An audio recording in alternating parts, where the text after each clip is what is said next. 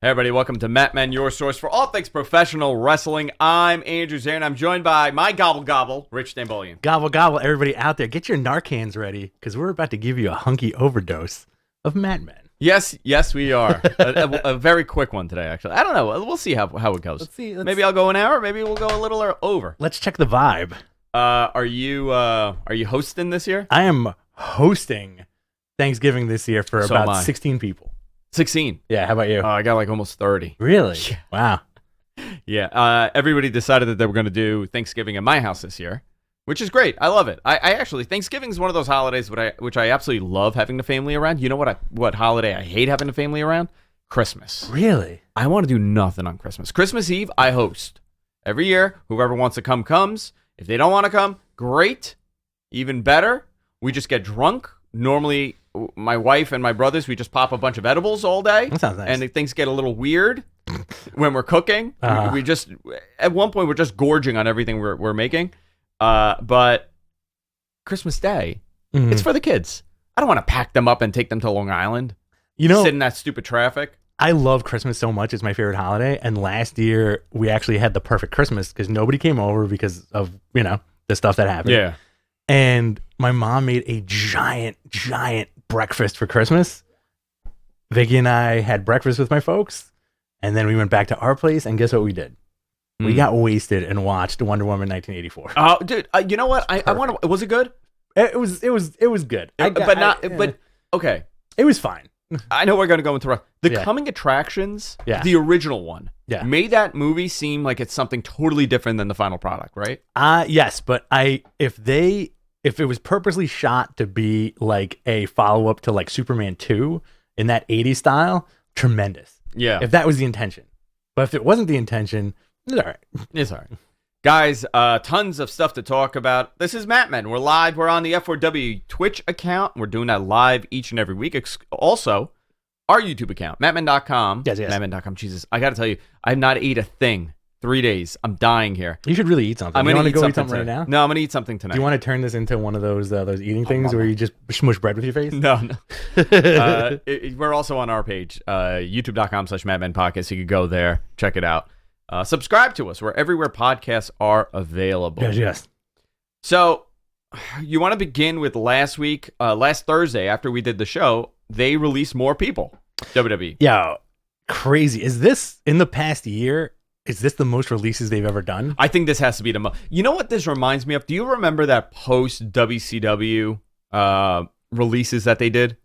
Like it was like that year, like after the plane ride from hell, they released a bunch of people. Yeah. Like we had a couple of those, and for a number of years, we didn't get it. Every year there would be releases. It's just how it is.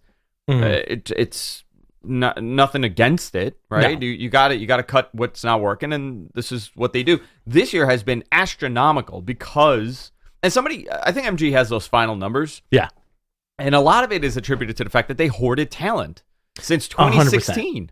2015, 2016, they started hoarding all the talent. And Because they could. And it also was, they wanted everybody, so Ring of Honor doesn't have them, more than anything else. That was the whole thing with NXT. They took all these top guys, Yeah. They essentially raided Ring of Honor, created NXT, had gangbuster business, went after New Japan guys, which kind of goes together with Ring of Honor. Yeah. And then when AEW came into play, they said, oh crap, we're not going to release these guys. Why would we release them and hand them to them? Because they need people to start a company. So they hung on to people even more. Pandemic happened, and the release is starting. Also, Nick Khan's running the show now. Yeah. So this is a very different philosophy than a wrestling promoter running a wrestling company. Yeah. Also, if you think about it, some of this stuff is kind of like a little bit of a mind F, and it's a little bit of a bait and switch, right? Because they relied on like a lot of these guys signing when they were hoarding talent. Yeah. Who doesn't want to work for us? Who doesn't want to live their boyhood dream or girlhood dream about working for us? But that's always been the narrative, right? Because anybody that wanted to be a wrestler or wants to be a wrestler or wants to be involved in pro wrestling, the end goal at the end of the day, and it still is for most, and it's going to WWE. It's that, but also like you hear the old, not the old timers, but like a guy like Steve Austin would always say, if you're not in this business to get the WWE title or WWF title, then you shouldn't be in the business, right? I think now the narrative is different because if I was a wrestler now, right? If I was in my 20s and I was like, yeah, I'm going to train to be a wrestler. You know what my number one belt to get would be? What? IWGP Championship. You as, but You see, know? like that. I'm wondering if that there's two different schools of Right. thought, Yeah, right? yeah. Like there's that side, and then there's the other one. Like I want to be in WWE. I want to be on TV. I want to be a big star. I want to be a celebrity. I mean, that plays a big part in it. And why shouldn't it? Because it's a very dangerous job. So people are asking, Nick Khan's running Raw and SmackDown. No, but he has tremendous say. He's the CEO of the company. Mm-hmm. If you think the CEO does not have some say, listen, here's a great example. What you saw on Survivor Series and what you saw on Monday Night Raw is directly due to Nick Khan. Right. Fascinating. He's the guy that puts these deals together. And we'll talk about that, obviously, later on in the show. Do you want to go through who got cut? Go ahead. So, John Morrison. They really mishandled him. And his wife. They mishandled. I'm not going to say they mishandled him. I think he came out strong with the Miz stuff. It was fun while it lasted. And then he always struck me as one of those guys that's like, when guys leave and they don't end up doing like international stuff, that doesn't, for me personally as a fan, I'm like, whatever. Oh, he left and didn't do like Japan and stuff. And like Germany and Europe and like, stuff like that. He did a lot though. He was all around the indies. He was in Lucha and he was in Impact, right? Yeah. Top Dollar, AJ Francis. Top Dollar, AJ Francis got released. Essentially all of them. Yeah, Ashante Adonis, Isaiah Swerve Scott, all released. Hit Row, all released. Tegan Knox, which I found surprising. Drake Maverick, Shane Thorne, and Jackson Riker. So, that's MG's favorite wrestler. Jackson Riker, I know it is. Jackson Riker apparently had a lot of issues in the back. There was a lot of heat on him. Yeah. Same was said about Top Dollar, that people didn't like how he carried himself. That's fascinating too, because he was hosting a WWE show. Top Dollar? Yeah, he was hosting I forgot what it was called, but it was like the Curiosity Show where he would go and get gear from on A&E. On A&E. Yeah. So I was like, oh, cool. They're putting a lot of faith in this guy. Yeah, I don't know. By the way, he did something tremendous. I retweeted it. He has a chair. He's been doing it for 15 years. He collects food for essentially the homeless and people that need some food, and it's for children. Great. You can see my post there. I don't really like getting into the personnel stuff, but I had heard some stuff. But I mean, listen, you hear this stuff about everybody. Yeah. Everybody's difficult at some time. Everybody has a different mindset. Yeah. One day I'll tell the story about what I heard. Yeah. Sure. Not now. And it's not, and I don't think it's a negative on AJ. No. Let me just say that. No, I don't think it's a negative. I think it's a series of unfortunate events that played out the last couple weeks. You can save that for our upcoming Patreon exclusive Ask Matt Men show. Oh yeah, we should do that on the Ask Matt Men. Ask Matt Men. Dude, I'm so sorry. Wait a minute. I'm so delirious from not eating. Do you want me to cook you up something right now? Do you want to cook me something? You want me to cook you up some food? You want me to make some hot dogs? Kielbasa. Can you make me some kielbasa? I got some hot dogs in my pocket. You got some? Oh, good. Thank you. All right. John Morrison, I don't... It's quite possibly an age thing, with Morrison. You never know. He was in great shape. Guy's in great shape. Yeah, fantastic shape. But also, it's that... I think now in that modern landscape, I feel like WWE has to look at talent and go, well, what can you do that nobody else on this roster could do? Because everybody can kind of do the same thing. Yeah, it's a different time, right? Seth Rollins could do everything. Well, everybody, I mean, Kevin Owens does lucha moves. Right. You know what I mean? It's a different world now. Yeah. Drake Maverick, he was released, and they brought him back, and they released him again. You think this is going to be like their weird trolling with him, where poor guy. They're going to bring him back again? Just terrible timing. Tegan Knox, surprised at that, because they were very high on her. Isaiah Swerve Scott, he's young. I mean, 31, 32 years old. Very talented. That one was a surprise, but I think it was a total package deal. I think whatever happened was a package deal, and that's it. But he did put out a post saying that he is not going to be taking bookings with the group. Like, it seems like the rest of Top Dollar, they're going to be taking bookings together. And he's like, nah, I'm out. It's kind of interesting with him specifically because you could tell that he was working so hard to get that character over in NXT, and it worked. And it worked, and it worked. Week in, week out. And then as soon as they move up to the main roster, they were like, nope. By the way, I think he would show up again. Yeah. I think he would actually be there once things settle again. So those were the releases. Where do you want to go from here now? You want to go to Survivor Series and the fallout of it? Let's do Survivor Series. All right. So we did not do a watch along. We did a tweet along, and it was a lot of fun. It was so much fun.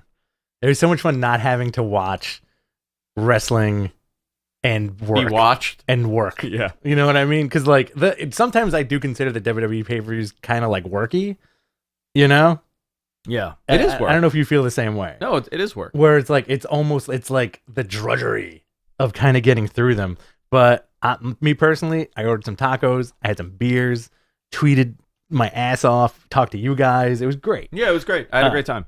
So the show starts out with Intercontinental Championship match. Shinsuke Nakamura Intercontinental Champion Shinsuke Nakamura beating United States Champion Damian Priest via DQ. This is on the pre-show. That was a fun match. I hated it.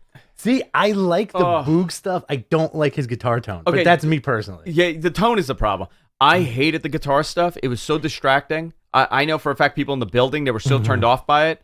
And Damian Priest got booed at the end because it was a DQ finish. Nobody really won. Nobody really lost. That guitar irritated people. Damian Priest is so impressive looking. Yes. Like, they got to be like, okay, do whatever you're doing. He's a big poppy. He's a big poppy. Yeah. He's a big poppy. I think what they should do going forward is it should be Rick Boogs playing guitar, and then every so often they'll add another instrument so that at some point it's Nakamura in the ring with 4 different instruments outside of the ring. And anytime they do something, you just hear like some kind of like lick and a drum blast and a bass line. I hate it. I wouldn't mind it. The non-title match, Raw Women's Champion. This is the opener. Becky Lynch beating Charlotte Flair, 18 minutes. Honestly, best match of the night. A lot of fun. Love their outfits. Talk about the presence of the women's division on wrestling television. Yeah, big. It was a big match, and they made it feel like a big match. The whole lead up, between the personal problem between the two of them really played a part in this. Becky looked great. Charlotte looked great. Very good match. The finish, a lot of people did not like the finish of the roll up. Okay. I thought it was clever. Clever wrestling finish. It was a clever wrestling finish that made them both look good. Well, also because, listen, it doesn't matter because that's a typical heel move, right? For them, it doesn't matter because they're out to get each other. Yeah, they're out to get each other. And so what do you think? Do you think the whole lead up is a work? Or do you think there's some real heat going on? No, I think there's definitely some heat going on. I don't think it was as heated as, people. A lot of people were under the idea that they're just like going to gouge each other's eyes in this match. They're like, it's so irresponsible WWE put them in the ring together. Whatever. I go, guys, these are millionaires. Yes. Like we're talking people that get paid a lot of money. They're professionals. And they're professionals. Do you think they're going to blow their entire career right for this one thing? No, they're not going to do that. Doesn't work like that. No, I think that's funny, but it would have been great if they busted out light tubes or something. Can you imagine? The pizza cutter. Oh, so they good. Have done the pizza cutter. Just reenacting a cage match. Dude, there was a ton. Did you see that Pizza Hut spot? Yes. That may have been like an internal ha-ha at AEW. You think so? Yeah. We're taking our pizza and leaving? Yeah. We're taking our pizza ball and going home? It was more like do you want to see how you do a crossover with a partner? With an advertiser? This is how you do it. I think it was more like that. Next up, we had the Survivor Series elimination match. Team Raw, Bobby Lashley, Finn Balor, Kevin Owens, Austin Theory, and Seth Rollins. Strong team, beating Team SmackDown, Drew McIntyre, Jeff Hardy, Sheamus, Happy Corbin, King Woods, with Madcap Moss on the outside. 29-minute match, Seth Rollins winning. I thought this was a fun Survivor Series match, especially with Owens just leaving in the beginning. Yeah, so the story of this was that they didn't want to make any of the top guys look bad. So Owens left. Yeah. Drew got counted out. Yeah. And Drew got counted out with Lashley. Right, which is great. I like their feud. Okay. It really... To me, this entire show seemed like, oh crap, we need to do Survivor Series. Yes. But we did everything big in Saudi Arabia. Yep. What do we do here? Nothing, because we don't have The Rock. The big thing that everybody was he's as big as an elephant, so The Rock in the room was The Rock. I mean, listen, anybody, you could be blind and see this coming. They wanted The Rock so bad. The whole thing was set for that moment where The Rock shows up. So bad. You don't do... listen, the Red Notice advertisement, that was a commitment. That was a financial commitment. They had to stick to it. Effing egg, man. Maybe Vince was a compromise here for The Rock. Friggin' egg. But can you imagine if the story was that The Rock shows up with the egg goes missing, and on Monday night, you find out that Vince stole the egg? That would have been cool. And like he possesses the power of Cleopatra, whatever the hell that egg does, because I haven't seen the movie. Yeah, me neither. Okay? I want to see it. So, you could see that happening, right? Well, you had a great theory where you were like, I bet you Vince is going to rub the egg and The Rock's going to come out like a genie? Going to come out of it, which would have been awesome, we'll talk about Vince too. Well, when we get to that. So freaking weird. Anyway, Seth Rollins wins. Great. Almost won the 25-man Battle Royal, 10:37. This, personally for me, this is when I started to check out. Me too. Yeah. Fine. Almost is huge, man. And the last person eliminated was Ricochet. Cool. Survivor Series elimination match. Team Raw, this is for the ladies. Team Raw, Bianca Belair, Carmella, Liv Morgan, Queen Zelina, Rhea Ripley. I like that team a lot. Beat Team SmackDown, Sasha Banks, Toni Storm, Shayna Baszler, Natalya, and Shotzi. 23 minutes and 44 seconds. This was fun. I like seeing Shotzi on the main roster.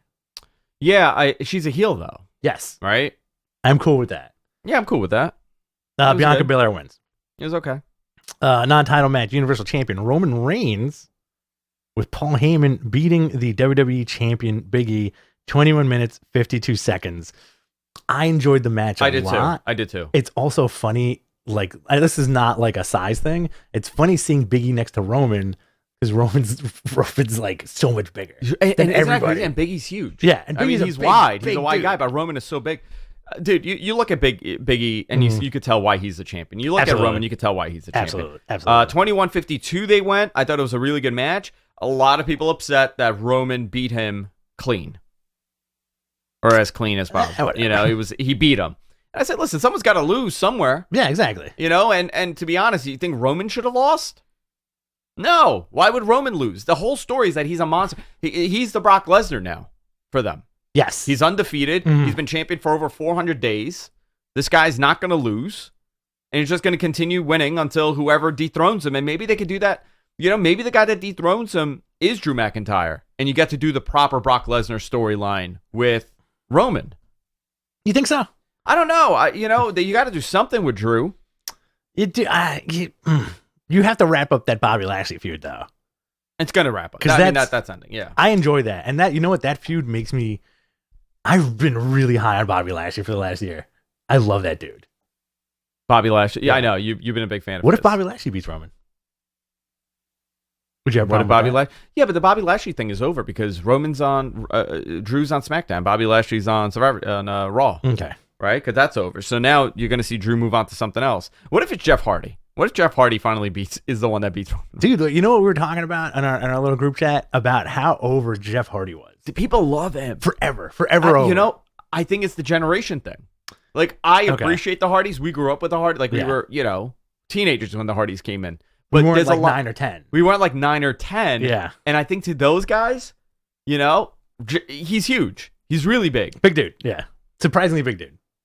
I hate the pants. I hate the whole outfit. I know. It's kind of funny. I want him. You're disgusted by Jeff Hardy. I want all the tattoos covered. Uh-huh. I want the face thing off, and I want him in just black trunks. You want him to no knee pads, naked knees. What if he comes out looking like Bosch? With a polo shirt, but you can see the tattoos and slacks. Yeah. So, or Jeff Daddy. Jeff Daddy. It's funny how you're disgusted by Jeff Hardy. Not disgusted. It just if bullshit. If you saw Jeff Hardy walking, if we were at a bar and you saw a guy like Jeff Hardy walk in, I would go, be yikes. Ugh, Rich, look at that. You'd elbow me. Look at the Jeff Hardy. Rich, look at this guy. Look at the Jeff Hardy over there. Look at that Jeff Hardy over there. Yeah, and then the whole peppered throughout the show. Yeah. WWE is really letting you know how many 25 years has passed since The Rock. Did you know 25 years has passed? At Madison Square Garden, at Survivor Series, they're showing him as Rocky Maivia, Flex Kavanaugh, whatever it was. And then the promos during the whole time, if you smell, once in a lifetime, blah, blah, blah, blah, blah, et cetera, et cetera. This guy is nowhere to be found. Not even a satellite message. The opening video package for Survivor Series was about The Rock. Yeah. That's all it was. Now, question for you. Yes. Did it leave you wanting more, or did it fail as such a dud where you're like, I don't even care if The Rock shows up anymore? You know, like, I don't know any company. Like, WWE didn't tell any. First of all, Rock was not going to be there, right? As of July or September, whatever it was. But the plan was to try to get him there. It was happening. Yeah. You look at the show.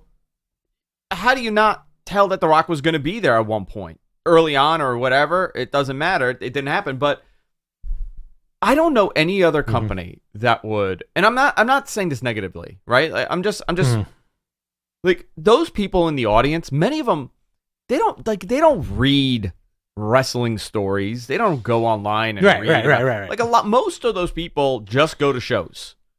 They go with their family. They go with their friends. They're watching wrestling. Maybe they read a little bit, but when you're presenting The Rock the whole night. And no Rock. The entire building was waiting for him to pop out. Yeah, absolutely. They were very disappointed.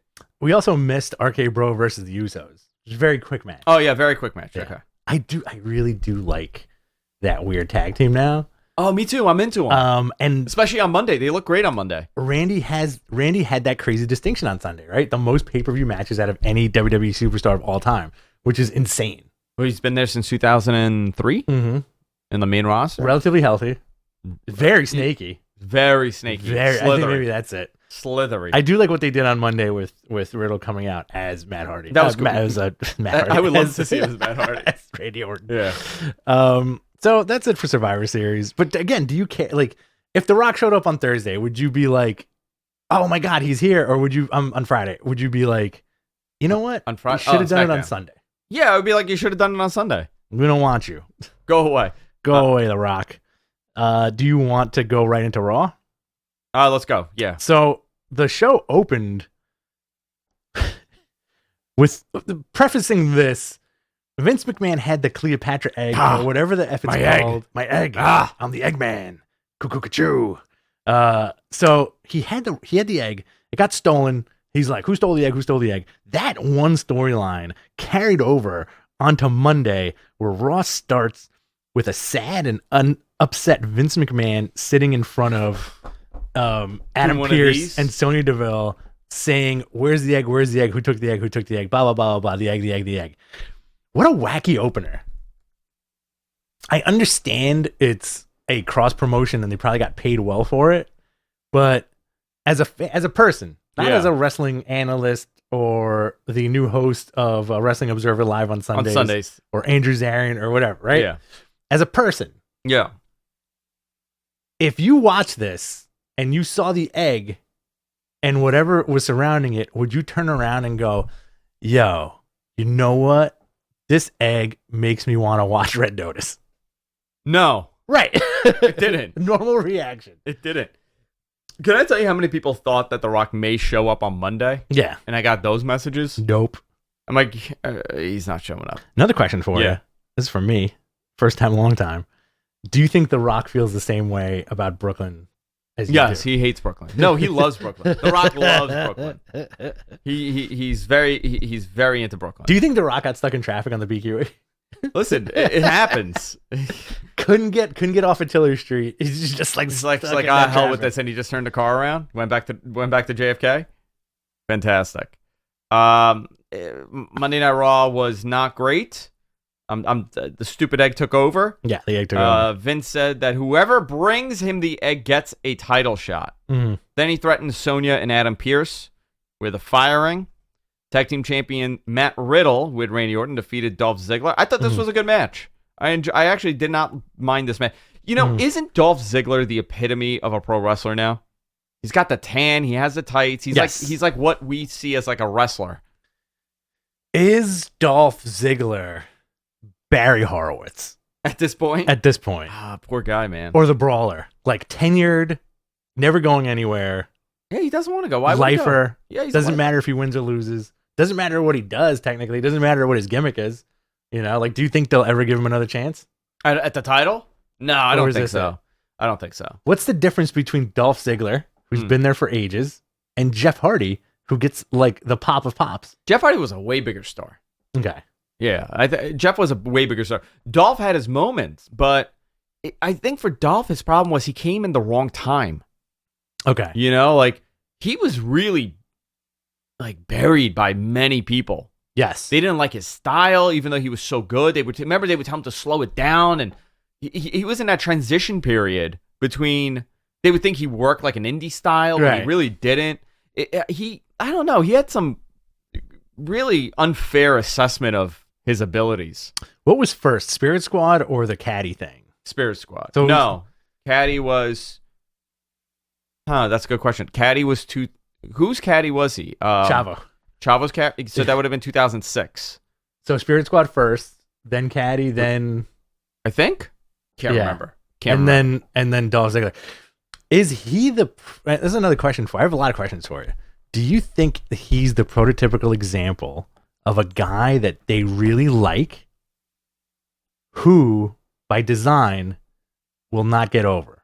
Because that's been a thing, right? We don't want these guys to get too over. Yeah, I think he has been purposely kept in the level that he is. Interesting. I think that's always been a thing. You know, that's the thing. Like, when you box these guys in like this, you end up not caring about a match.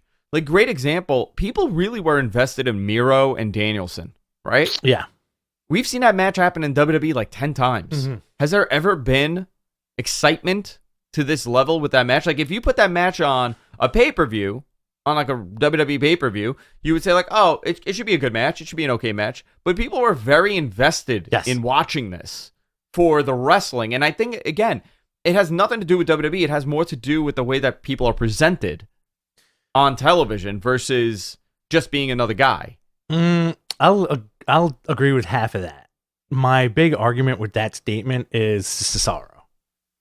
Because Cesaro, at one point, was so over with the crowd that they could have just put the belt on him. Yeah, and then what happened?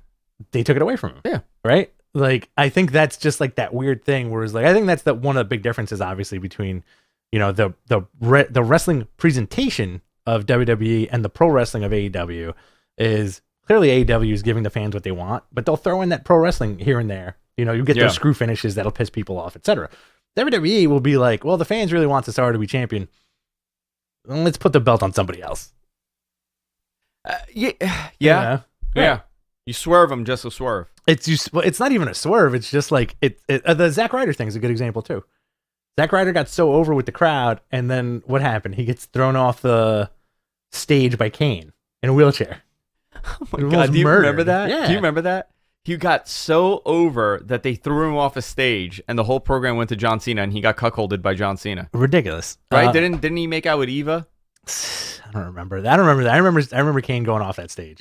Not Kane. Zack Ryder. So Riddle beats Dolph Ziggler. Yeah. Next, you have that Seth Rollins Finn Balor segment. Oh my God! Which, listen, that was great. I like that feud. But the real insaneness is Rollins headed up the ramp. Okay. He's ready to go home. He's ready to kiss his wife, go home, ready to give the knucks to Michael P.S. Hayes and go to the back. Boom. All of a sudden, this effing maniac charges at him. No, but he's a maniac. Yeah, he's a maniac. This guy's nuts. He's not well. This guy from Brooklyn charges at Seth, tackles him. Seth gets him in like a weird choke and starts like kind of kicking him in the head. The refs mush the guy, get him off. They body him. Get him off the guy. Blah, blah, blah. If you didn't see it, it's great. Look it up. So this dude, apparently, he's a Brooklynite. He's in his 20s. I'm not going to say his name on the air, but it's out there. This dude was apparently catfished by a fake Seth Rollins. Okay. Did you see his video? Yes, I saw the video. There's something wrong with him, right? Yeah. Okay. You could tell that there's something wrong with him. He did it for Rikishi. He did it for Rikishi. He did it for. He thinks that he uses the name Fatu. He thinks he's Samoan. He thinks he's Samoan. He bum rushed him and really, I mean, just knocked the shit out of Seth. And Seth did the right thing. He tried to put him in a guillotine. Yeah. To take him down to kind of control it. Seth was, kind of in control this whole time. But the dude had his hair and I mean, that should not happen. How does that happen? He also has an Instagram video out where he talks through what he was gonna do. What does he say? He was in an area where there was like an open barricade, and he was like, "Yo, this is the perfect spot. This is a perfect spot. I'm gonna knock that guy out." And there's one security guard there. Yeah, it's a blind spot that they have. That weird blind spot by the stage. I can't believe that happened. Number one. Number two, don't do that shit. And number three, if you see somebody running at you like that, that's why you got to practice uppercuts. Just bow. Yeah. Bow, bow. That's it. Knock them out. How insane. Really? I mean, that's crazy. And listen, I've been saying this for a while. Most people that you meet on a day-to-day basis, okay? Yeah. They only have about 8 to 9 hours of self-control in them. You always say that. After that, the crazy will come out. It happens. I have seen totally rational human beings melt down mentally in front of my eyes. Yeah, absolutely. Because we have gone over their personal threshold. That threshold, yeah. Sometimes I'll say even lower. I'll say 3 good hours. 3 good hours. You could just get your shit together. So this guy, like you were saying, he was catfish, and he's like been chatting with like a fake Seth Rollins online, and gave him money.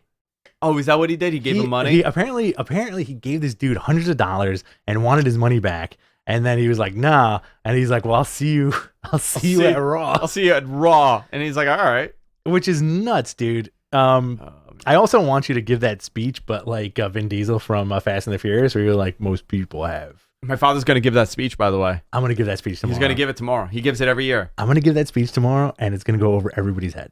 It's not the quarter mile at a time. Mm-hmm. You got to live your life a quarter mile at a time. My father, I swear to God, says this every Thanksgiving since that movie came out. Can you record him doing it? And he doesn't do it ironically. So genuine. He's very genuine. Fred is very genuine with this. Variably. But he also thinks the Booker T is Booger T, which is fantastic. And everybody's Guyanese, according to him. Somebody else got kicked out of the arena for doing something else. Montez. Yeah. Stay in your seats. No, but I also think, people don't know how to behave anymore. Look what's happening on the airlines. Everybody's losing their goddamn minds. Oh, yeah. So he got catfished, whatever. I mean, it is what it is. Mm-hmm. But this is not the first time this has happened. No. He said that there was somebody that showed up at his house years ago. He did an interview on Hot 97 in 2019. Seth did. And he was talking about how this woman showed up at his house claiming that they've been in a relationship. Oh. And she was like being catfished in like Google Hangouts by somebody. Yeah, that's crazy talk. Yeah. That's nuts. So anyway, you got AJ Styles almost beating the Street Profits via DQ. Carmella and Queen Zelina beating Nikki Ash and Rhea Ripley to win the Women's Tag Team Championships. I really like what they're doing with Carmella.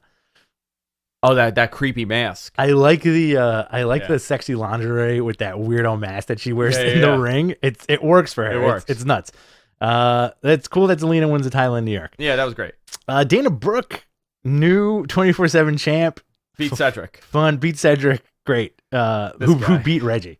Damian Priest beat Sami Zayn to retain the U.S. Championship. Big E beat Austin Theory to retain the WWE Championship. Austin Theory found the egg? Yeah. Kevin Owens and Seth Rollins both get involved. Where is this leading?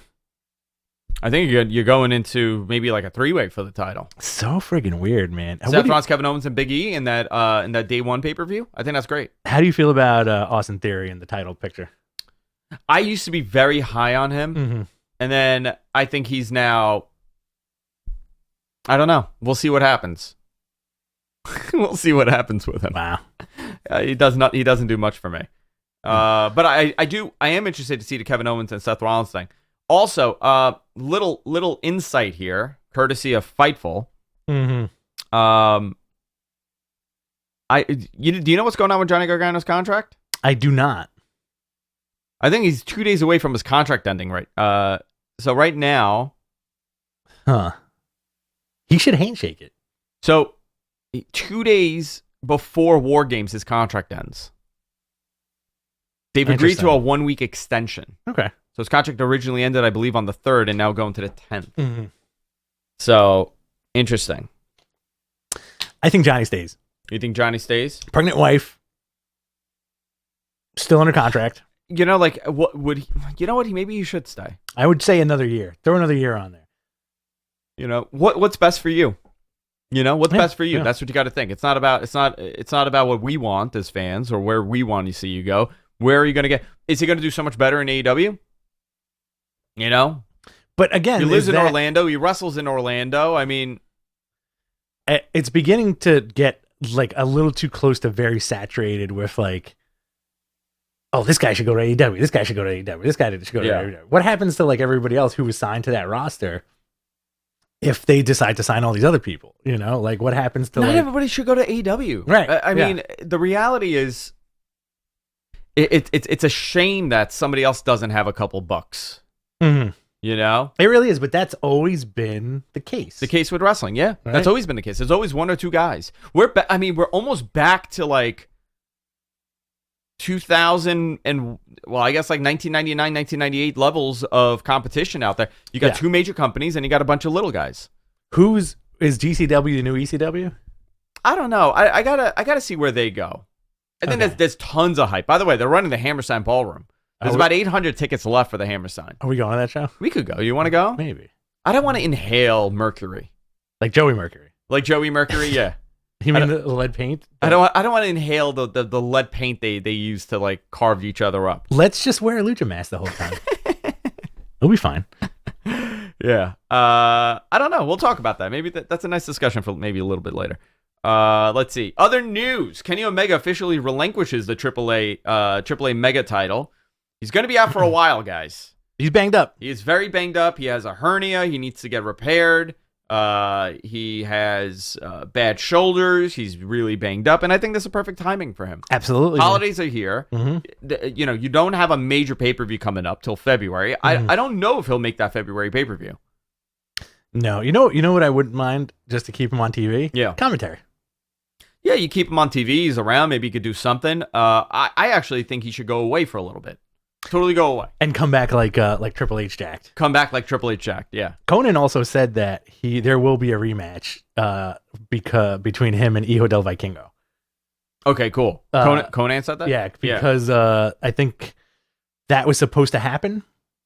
That was going to be the match. Yeah, but now it's like a 5-way? Yeah. I think they made it into like a 5-way.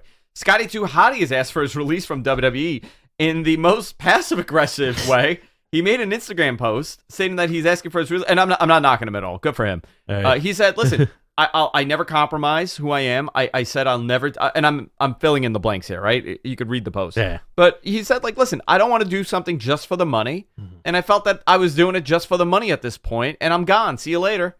Cool. He wants to go. All right. Good for him. Sky, I have a buddy who loves him. Who messaged me yesterday and said, I thought Scotty 2 Hottie was dead. Really? Yeah. Oh, that's terrible. And I was like, no, he's been training in NXT. He's like, oh, all right. Does he think Crash Holly? Maybe he thought Crash Holly. I think he was thinking of the other guy. Oh, Brian Christopher. Yeah. Got it. This is your favorite part of the show. Yeah. Numbers. AEW Rampage, 556 rating. Viewership. Not great, but they're sitting at that 500 mark. Dude, this is what it is. It's a Friday night. Yeah. It's a Friday night. Nobody watch like I don't watch Rampage live. Do you? Dude, I'm asleep. You're asleep. I'm asleep. 10 o'clock. 10 o'clock on a Friday. I'm asleep. I'm drunkenly passing out at that point. What did I do last Friday night? Last Friday I was in bed at 9:30. I don't remember last Friday. Yeah. Whenever I don't watch it. I don't watch it live. I don't know anybody that watches live, to be honest. Because Mr. Gonza probably does, but he's a party animal though. Gets very violent when he drinks. Oh yeah, you were with him. He was in your room. Dude, he breaks the glass and starts going like this. He tried to cut up Dave Meltzer. It was weird. That? Yeah. He's like, Dave, come here. I want to show you something. And he took the bottle and just slammed it on his head. And he was like this to Dave. He tried to glass him. Like when we were in his hotel, he got so mad. And we were like, all right, we're going to go to bed. And he's like, what do you mean you want to go to bed? Nobody goes to bed. And then he punched a hole straight through his hotel wall. Oh, he's sick. He's into the next room. He's crazy. He had to pay the hotel like $3,000 in damages. And guess who the room was under? Me. Yeah, of course. Andrew. He was like, yo, Andrew will pay for it. F this place. Yeah. He ripped the TV off the wall. He took a piss on the paintings. He left a little surprise in one of the he hit a double decker. He upper decked it. There you go. And then he upper decked your bathroom. Yeah, crazy guy. While you were hosting the show. He's a sick guy. God, though, man, you gotta relax. Stop drinking. Dave, thank God, he has those big biceps. He just put him to sleep. He's like, come here. He's like, come here, because you got to kiss his bicep when you see him. That's true. He's like, come here, and just squeezed his head and just put him to sleep. He goes, situation is solved. And if Dave really likes you, he makes you kiss 2 biceps. 2 biceps, yeah, like Europeans do. European kisses his arms. Anyway. By the way, I don't want people to get confused. All of this that I'm saying is 100% true. All right. I don't want you to think for a second this is make believe. That was the unreality segment of the show. I hate the fact that we have to say that now. No. It's true. It is 100% true. Don't listen to Rich. I hate the fact that we have to say that. I also hate the fact that like I made a tweet on Sunday night saying, we heard that people want to. We heard that the backstage news that WWE is changing Big E's gimmick to that of a badass biker, and they're going to call him Big Evil.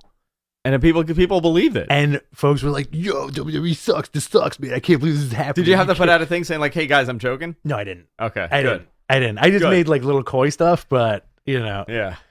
Let's see. Darby Allin defeated Billy Gunn. Dude, Billy Gunn. I did see this. 20 feet tall. Well, I did see this live because I was like, I had just gotten home. He's 20. You know what he is? He's the Colossus of Rhodes. Billy Gunn is Paul Bunyan at this point. He is 80 feet tall. He is so jacked. He's what, 60? It's close to it. Right? I think he's close to it. How old is Billy Gunn? I want to say he's 56.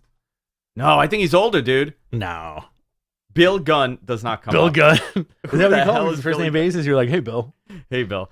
He's 58 years old. 58 years old. Jerry Lynn's 59, which blows my mind. I mean, he is remarkable, and he moves great, and he's, he's one of those guys. When he was like the one Billy Gunn, they really wanted him to work. Yeah, dude. That was the plan. He won King of the Ring. Supposed to work. It was supposed to work, and I think that feud with The Rock kind of ruined it. He's the ass man. Danhausen calling them ass boys. So good. Is so freaking good on Twitter. I want to get him on. I want to get Danhausen on. Oh, you've come around to the Danhausen. I have totally, and I will tell him personally, I've come around totally to Danhausen. I think he's a local guy. Is he? You can get him into the studio. I don't know if that's true. He's like, I love that he's like this bizarro Phantom of the Opera. He's all about evil and mischief. It's great. Love it. You had the TBS tournament quarterfinal. The Ass Boys. The Ass Boys. So good. TBS tournament quarterfinal. Jade Cargo with Smart Mark Sterling defeat Red Velvet. Great. Jurassic Express beat Adam Cole and Bobby Fish. That was fun. Okay.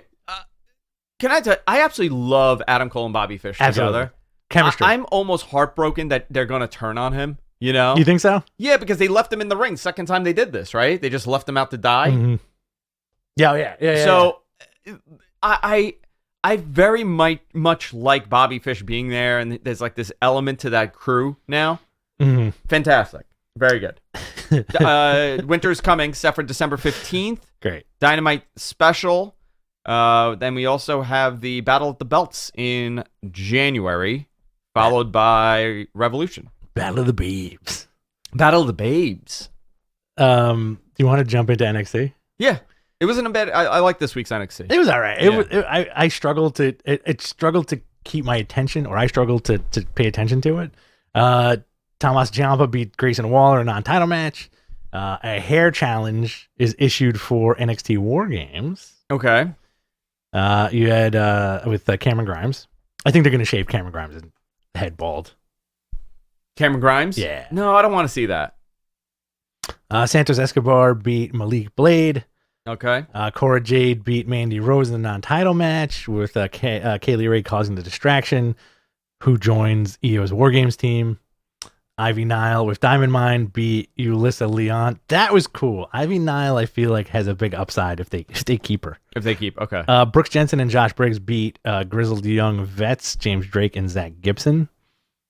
NXT North American Champion Carmelo Hayes and Trick Williams beat Pete Dunne and Johnny Gargano in a triple match to retain the title. And the show ends with a giant War Games teaser with Braun Breaker showing up and just yelling War Games. Yeah, pretty much. That's what he did. That's a good Braun Breaker impression. So you have now set up the card for December 5th. Yeah. Men's War Game match. Tommaso Ciampa, Johnny Gargano, Pete Dunne, and LA Knight. NXT 1.0, I guess that's what they're calling it. Sure. Go for it. Okay. Then you got versus Braun Breaker, Carmelo Hayes, Grayson Oh my God. Waller, Eat Tony something. Can you eat Dude, something? I haven't ate. It is something? you know what? This is a great case study. You know what? What happens to your brain. I got something in my pocket. Oh, what do you have? You got a Nutri-Grain bar for me? I know you got some snacks in there. Yeah, go. Do you want to take that one more time? No, you could do it. Braun Breaker, Carmelo Hayes, Grayson Waller, and Tony D'Angelo. Yeah. Tony D'Angelo is really leaning into that Sopranos gimmick, huh? Dude, you got a couple of shysters over here. Is that what he called them? Called them shysters? Yeah, he said shyster. I guess you can get away with it because of Erwin R. Shyster. Right? Is shyster Italian? No. It's Yiddish, is it not? Right. But I do think like he's closing in on that like Tony Soprano it's New territory. York. Like I think he's doing like the whole New York thing because we mix a lot of like agita. We say agita a lot. We do say agita. I say agita all the time. Or I say fakakta. Yes. Constantly, I'll use fakakta. Oh, that fakakta chair, the fakakta this. That's Yiddish. Schwitz. Yeah. I'm going for a schwitz. Yeah, I'm going for. I love a good schwitz. I love a good schwitz too. So good. Women's. Do you want to go to a weird Russian bathhouse at some point? They beat you with the freaking things. I'm not a fan of that. I went with. Can I do a little aside? Yeah. I worked for this company years ago, and they were all Russian. And one year they were like, "We'll take you to the bathhouse," and I was like, "What's up with the bathhouse?" And they're like, "Well, we pay them X amount of money. We can hang out there all day, and there's beer." They're cool. So I go. Buddy of mine, Adam, friend of the show, Adam Mish, friend of a fan of the show, Noah Mish. Noah Mish, yeah. Adam's there. I worked with Adam at the time. We're sitting in the room. It's like a bunch of men in their underwears with towels or whatever. The underwears. And then the two bosses are like, "Yo, Rich, do you want us to hit you with the eucalyptus?" And I was like, "I think I'll pass. Thank you very much." Yo, Adam, this was almost like a softcore porn. Yeah, it's very graphic. Adam's on his belly, and these two grown Russian men are just like swinging wet eucalyptus in 100-degree room. Yeah. And I was looking at this, and I was like, "Adam, I love you. I'm getting out of here." And I just went to the empty yurt and just sat there for like a half an hour. Oh my God. Joel Pearl, as a local Jew, I could confirm shyster is a Yiddish term. Yes. I grew up in a very Jewish neighborhood with Adam Mish and Noah Mish. Yeah. Joel, do you speak Yiddish and or Hebrew? I want to know that. Didn't Noah go up to one of the girls and say something in Hebrew, and then he totally like messed up? He shouldn't have said what he said. He's like, "I screwed up. I said the wrong thing." Can we tell that story? You know what? We'll save it for like a Ask Matt match. I think that's a fantastic story because I never saw it happen. You told me, and I died. It's a great story. All right. Women's War Games match. Randy Rhodes, Gigi Dolan, JC Jane, and Dakota Kai versus Io Shirai, Raquel Gonzalez, Cora Jade, and Kaylee Ray. That's going to be fun. How do you feel about Toxic Addiction? I'm into them. Yeah. Yeah, I'm very much into them. They've done really good with that crew. I got a weird question for you. Yeah. Is Mandy Rose the last quote-unquote babe in wrestling? No, because Eva Marie had the same gimmick, you know? Like they'll always have that, like the glammed up look. Now, when I say babe, I mean like that typical 90s style. Oh, like the 90s? Yeah. Right. You know what? Yeah, maybe. Right? Yeah, maybe. Yeah. I was thinking you know what? It's a fitness model thing. Yes. That's what it all derives from that. Because like the big comparison between Trish and her was the fact that they were both tremendous fitness models. Quote unquote. Quote unquote. Yeah, the babe. I mean, they were. But I'm saying like the babe thing. Yeah. All right. Hair versus hair match. Cameron Grimes versus Duke Hudson. Great. When did they do a gimmick, their edgy gimmick, where like somebody has like an OnlyFans, but it's not like an OnlyFans? Okay, I'm telling you. Not that I've been told this. I just feel like that they're dying to do that.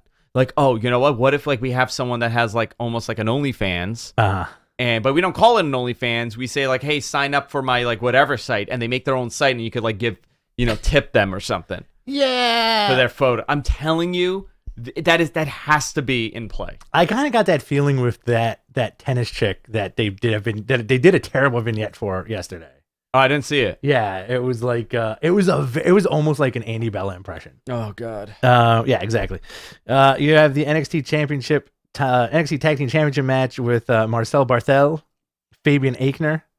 Oh, you know what? Scarlett. People are saying Scarlett. People are saying Carmella. I disagree with the Scarlett thing. Maybe Carmella. But she's spooky. She's spooky. Versus Kyle O'Reilly and Von Wagner or Yagata del Fantasma. I like Von Wagner. Yeah, I'm into Von Wagner. Dude looks nuts. Yeah. All right, and that was NXT. That's War Games on the 5th. Let's do our questions. Guys, submit your questions in the chat. If you're on Twitch, submit them there. If you're on YouTube, submit them there. What do we have queued up? It's actually Tiffany Stratton. That's who the tennis vignette was. That was an awful vignette. By the way, you got to watch it. I got to see it. I got to see how terrible it is. Guys, we're gonna do some questions. We have a lot to go through. We're here. We're chilling. If you want to super chat us, get your questions answered ahead of time before everybody, you'll get moved to the front of the line. Feel free to super chat us on the YouTube. All right. What do we have? Are we ready? Yeah. All right. Let's see here. I'm gonna do this VMix social thing. Okay. And we do have a super chat from Joel Wood, and here it is. When you have the biggest roster you've ever had, you're bound to eventually release more people than you've ever released. Yes. Smart. Yeah, and that's pretty much what's happening. Is they're realizing that why do we? Is it fair to hoard talent that you're not using? And by the way, a lot of these names that you saw released, had wanted to go. Yeah, I get firings are terrible, releases are terrible, but some of these guys and women, they wanted to go to do more. You know, they really wanted to. You know what I find funny? The Marina release in NXT, because she was originally supposed to be part of Diamond Mine, right? With Roddy, they're married, so I was very curious about that. But sometimes people want to be released. You know, sometimes it's an unfortunate situation that they'll let go, but. You know, when you're this big of a company and you're not using these guys, why are you keeping them? Very strange. And I'm not talking about the big names. You know what I mean? I'm not talking about like John Morrison being released. You know, he's a very talented guy, and I don't know what they were paying him. I don't know if that comes into play or what, but you know, Morrison getting released is a little bit different than, you know, somebody lower on that totem pole. Yeah. Is Dijak still there? Yeah. Interesting. Yeah. I love that dude. Ready for the next one? Yep. Why do you think? What do you think about the Brian Cage situation in AEW? So, did you see the latest? I did not. His wife went on a rant and said, you know, when the hell are you going to use him right? Brian Cage feels that he's being misused. You could position him in a better way, for sure. I mean, he might be the first disgruntled guy to leave that company. You think so? Yeah, he's been pretty vocal about how unhappy he is in his positioning, and I kind of agree with that. You know, he has this monster look. I know he doesn't really he's not I see him as a major player because of how he looks and how he works. He's very agile and he moves phenomenal. I disagree with that. Okay, tell me. I like that he's super agile and he's a phenomenal worker. He looks great. He looks amazing. I think he's got the personality of toothpaste. But you think that's the problem? I think that's the problem. You think it's the character? I think it's the character. Like whatever internal charm that this guy must have, and I've heard him on interviews. He's fantastic. He's a charming guy. I think the presentation on TV, he's better than stepping into a frame and going, "Who better?" Yeah. You know what I mean? Well, maybe that's his problem. Yeah. I mean that's possibly his issue here, where you know, he feels that he could give more and he's not giving it. Because he was a big part of that, right? Like that initial, oh, cool, they signed Brian Cage. Because he's a get. You look at this guy and you're like, this guy is a get for anybody. Get. Yeah. You know, so I don't know. I hope that, you know, they do something with him. All right, next up we got Chuck here, Charles LePage. How will AEW Dynamite respond to the WWE Raw egg storyline, which almost certainly caused the ratings to skyrocket? Well, they're also doing an egg storyline. Yeah, just going to be eggs everywhere. Well, I expect tonight's Dynamite to do not so great in the ratings, in the viewership, because it's the night before Thanksgiving. The biggest drinking night on the planet. The biggest drinking night on the planet. When's the last time you went out on Thanksgiving Eve to go drinking? It's like 6 years ago, maybe. You did it 6 years ago? Maybe more. No, you know what? It was more than that. My brother was in town, and we went to Sheehan's. I went to my Sheehan's buddy was bartending. I went to Sheehan's with you one year. Yeah, that was great. That was great. That was a lot of fun. I love that bar. That was when my buddy Frank was bar. bartending there, and his birthday, I think it's today. I got to wish him a happy birthday, Frank. He did Thanksgiving, where he bartended the night before Thanksgiving. Oh, is he doing it tonight? I don't know. He hasn't bartended there in years, dude. I used to go there when I was in high school as a senior on Sundays, because they used to allow you to underage drink. Oh yeah, and all our teachers used to be there, because that was their hangout. Yeah. So the entire social studies department would be hanging out there, so we'd be drinking with them.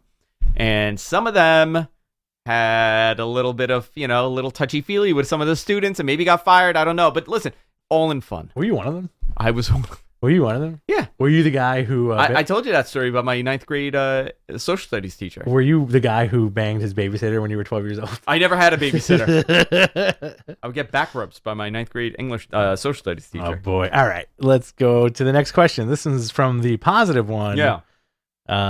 Justin Drummond. What do you think was the strategy of teasing The Rock for 4 hours when you weren't going to deliver The Rock? God damn it, pal. We got to stick to the for plan. WWE. I'm edging the crowd. I'm edging. We're going to edge the crowd for 4 hours. And here's Edge.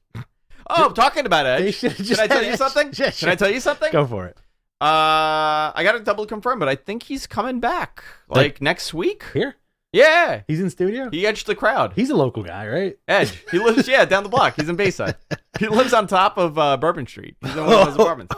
I think Edge is returning next week. I think. Okay. I think. Don't quote me on that. Someone could confirm that for me. That's cool. I'm not going to throw this one on the social, but it's a question. Is it rude? What's your favorite Thanksgiving dish? No, it's fun. Oh, okay. That's from Lars23. The turkey and the stuffing. The turkey and the stuffing. I make a fantastic turkey. I'm making 2 turkeys. What kind of turkeys are you making? I'm making one like a traditional turkey in the oven, and I'm making one on the grill. Oh, yeah. I'm making one on the grill. Are you going to like butterfly the turkey? Yeah, butterfly. What do they call smash cock? Yeah, you were like, I got to make a smash cock. Is that what it's called? A smash cock? I don't know. I don't know if that's what it's called. This is from Martin. Do you know the names? Do you know any names that could possibly wrestle at WrestleMania next year aside from Cena, Edge, or Lesnar? Like big surprise names? Yeah. Cena, Edge, Lesnar. Who else is there?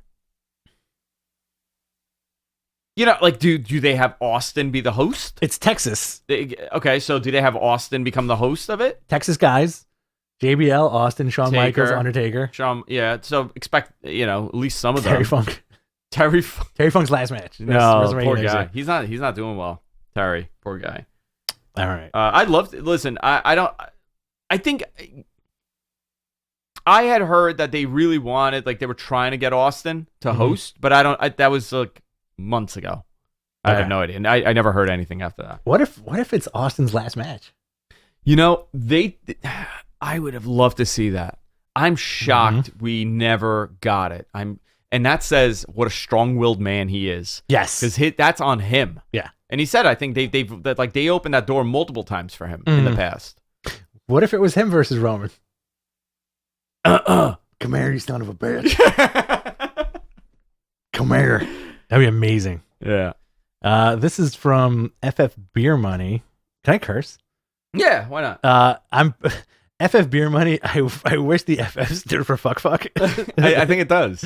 For Andrew, I have to ask, was the Egg Netflix sponsorship, did Netflix make a good return on investment on whatever they paid WWE for the product placement? Did WWE generate that many more eyes on the movie? I mean, I'll tell you this. Does it even matter? It's the most watched Netflix movie of all time. It broke every record possible. It was the most profitable studio, like Netflix associated production that they've had. I don't think it matters at this point.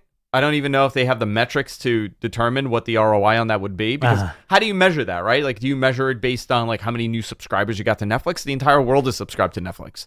I think it was a nice promotion for them. They did make money from this. It was 100% a Netflix sponsorship. That show was filled with sponsorships.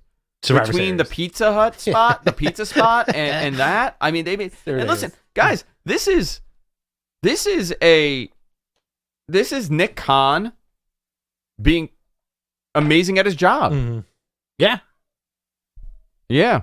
Who's howling out there? I don't know. I think my daughter's screaming at my son. Are you freaking kidding me? Is it? Did you hear her?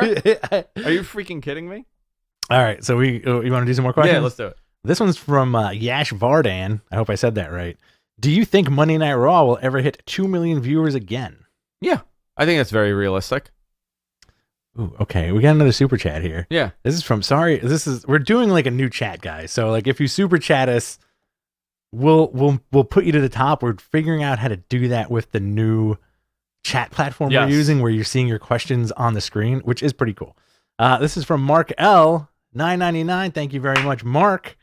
Happy Thanksgiving from Texas to my 2 dads. Yeah, high five. See y'all at WrestleMania. Fingers crossed. Listen, we're very proud of you, and we love you very much. Yes. Keep doing what you're doing, kid. Good job, my son. My boy. Let's see. Drew Nicholas asks, what is LA Knight doing on the 1.0 team and not Kyle O'Reilly? It's a great question. It is a great question. They decided that that's the team. I don't know. Beyond that, that's he's fairly new. Mm-hmm. So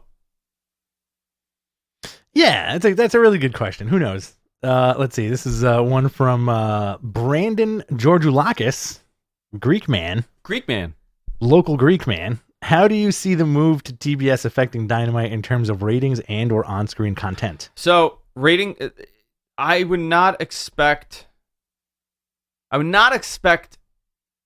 the ratings to be in the. Listen, unless they do something big on that first show and it pops the number tremendously, right? I mean, they could also do that and the number will be higher than what it was. But there will always be some sort of fall off when you change stations. With that said, the West Coast feed is going back to the West Coast feed. Okay. So you're going to gain a little bit there also with your viewership. So I don't know. Maybe it's going to balance out.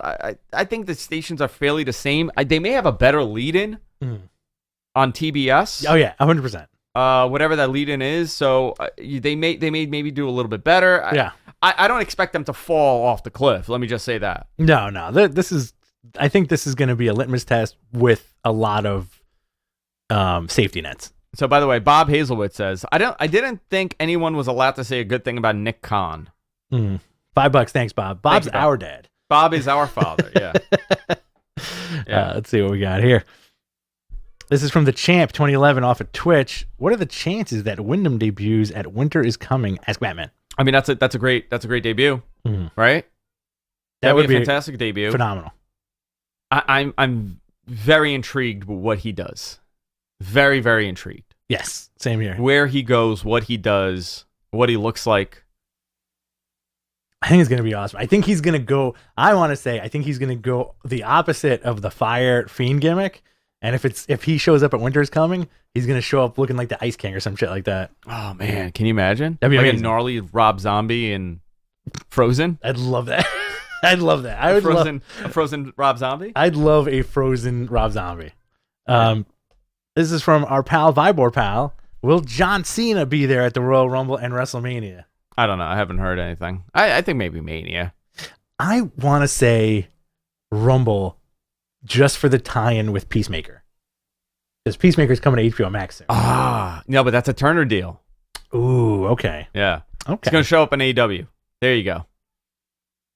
That's going to be weird when you have those ads with John Cena everywhere on TBS and TNT.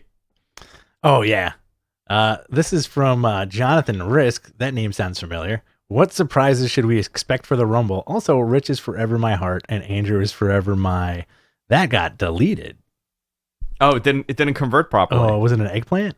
Maybe it was an eggplant. I hope it was. I think it was an eggplant. I hope it was. I'd be very disappointed. It was this. Oh, it was this. Listen, I want the eggplant. Yeah, Andrew wants the eggplant. I think ask me in like 2 weeks about Rumble. Because we're getting close to it, right? And there's already some favors playing. I was going to talk about it today, but I changed my mind. Okay. I want to wait on this a little bit. I want to wait another week or so. We got to get some stuff for Ask Mattman. This is another one from FF Beer Money. Which contracts do you know are coming up based on your knowledge? What happens with Kevin Owens, Sami Zayn, Kyle O'Reilly, and Io Shirai? Also, Jonny Gargano. And Jonny Gargano. Who was called Paisan by... by Tony D'Angelo. Did he call Paisan fantastic? Io Shirai, I think, is fine there. Kyle, I don't know. Listen, I think there's a lot of factors that come into play when someone makes a decision on where they're going to go. Is Kevin Owens content with his life and his travel and the balance between his family and his kids and everything else and WWE, or does he want to change something?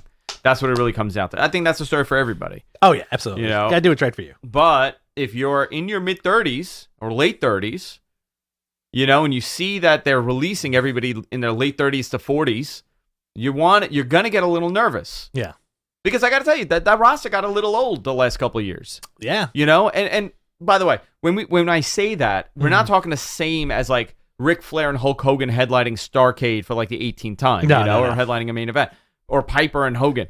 It's a different level of athlete that you have now. People don't age as quickly as they did. Hulk Hogan, Ric Flair winning the world title, WWE title in 1992 at the age of 42 years old tells you everything you need to know. Right. AJ Styles winning the WWE title at the age of 40 years old or 41, whatever he was, tells you everything you need to know. Very different level of athlete.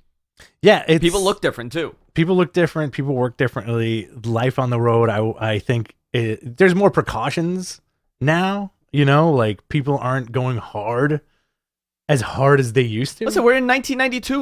We're in 1993 all over again. Yeah. That's where we're at. We got a couple big stars from that past time, but now it's all about young and it's bright and it's 20-year-olds and it's attempting to connect to pop culture a little bit more. If history repeats itself, they're gonna get really dark in a couple of years. Oh, I hope not. No, like spooky dark. Like violent. Oh boy, like attitude, like ECW style. Can you imagine? I mean, like we're kind of getting that on AEW, right? A little bit. Yeah. It's not going as extreme. You're not getting anybody crucified. No, thank God. Stuff like that. All right, this one's from. We're gonna take a few more. Yeah, let's take a couple more. This is from Scott Yeager. Any news on what sort of AEW TV will be filmed on the next Jericho cruise in March, if any? I don't know. They were supposed to do the one last year when they canceled due to the pandemic, and they decided not to do it this year. I think because maybe they didn't want to take the risk with putting everybody on a cruise ship. Yeah. So I don't know if March makes them comfortable to do it. I know that that's always been the plan. They like these unique shows and unique venues and places. To have a live Dynamite on a cruise, I mean, that's pretty cool. That is pretty cool. All right, you ready for the next one? All right, this is from Elvish Spirit. Elvish Spirit, not Elvis Spirit. Elvish Spirit. I know this is gonna sound crazy, but does anyone know what Cena's contract status is? Is it a long-term Legends deal? Is there ever a chance Cena can make an AEW appearance? I was already typing this when you coincidentally joked about Cena in AEW, laughing out loud. I don't know what his contract status is, but I think he's a lifer. Because you can't see it. Invisible pen. He is a lifer, but he's also a very interesting guy in the fact that, let's say his contract lapses for 2 weeks, right? And in that 2 weeks, he shows up on Dynamite, and then after that, he goes back to Raw. I don't think he'll do it. No? Yeah, I don't think so. You don't think he'll pull the trigger? No. Interesting. This is from YouTube. Nothing to look here. There are reports of Rock appearing on SmackDown after WrestleMania 38. Is it true? Any predictions on when he shows up? I have no idea anymore. They changed their plan so many times. They were hopeful for 38. Survivor Series was. The way I was told by this person that's been right about everything that I've said was that it was a done deal. He was showing up, and then as you can see, the whole show was about The Rock. So it was like, I don't think he's ever going to show up.